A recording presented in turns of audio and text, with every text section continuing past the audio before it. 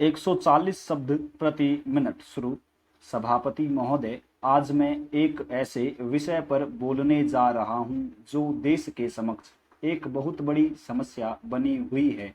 आजकल कृषि पर बहस चल रही है। मैं इस बहस को कल से सुन रहा हूं। कई लोगों ने तो सरकार की बड़ी प्रशंसा की है कि वह बहुत ही अच्छा काम कर रही है। मैं मंत्री महोदय से एक सवाल करना चाहता हूं। मार्च में मंत्री महोदय ने एक प्रश्न के उत्तर में कहा था कि 2 साल में हमारा देश आत्मनिर्भर हो जाएगा। मैं जानना चाहता हूं कि ऐसा कहने के पीछे उनका क्या आधार है। कौन से उनके पास ऐसे सबूत है जिनके आधार पर उन्होंने इस प्रकार की घोषणा की है।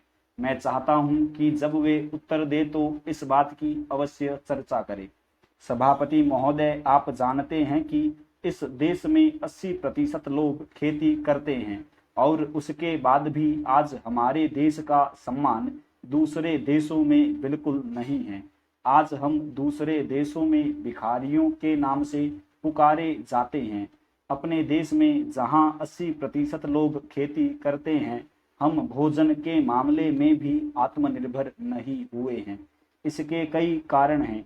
जिस समय देश स्वतंत्र हुआ उसी समय से इस सरकार ने कुछ गलतियां की है, जिनका परिणाम यह है कि आज 30 साल के पश्चात भी हम आत्मनिर्भर नहीं हो सके हैं। इसका सबसे बड़ा कारण यह है कि अपने देश में पहला स्थान खेती को न देकर उद्योग को दिया गया है। उद्योग हमारे देश के लोगों की जीविका का मुख्य साधन नहीं हो सकता है। भोजन की समस्या के हल के लिए जिन चीजों की आवश्यकता है उसकी ओर हमें ध्यान देना चाहिए। सबसे पहले पानी की आवश्यकता है। मैं समझता हूं कि देश में सिंचाई पर अधिक जोर दिया जाना चाहिए और सिंचाई तथा खाद्य मंत्री एक होना चाहिए। यह मेरी मांग है।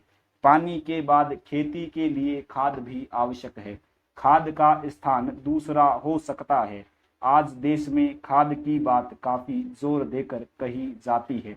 यह कहा जाता है कि उपज को बढ़ाने के लिए खाद की आवश्यकता है। बिना खाद के उपज नहीं बढ़ सकती, किंतु खाद कहाँ तक उपज को बढ़ा सकेगी, यह भी सोचने की बात है। स्टॉप।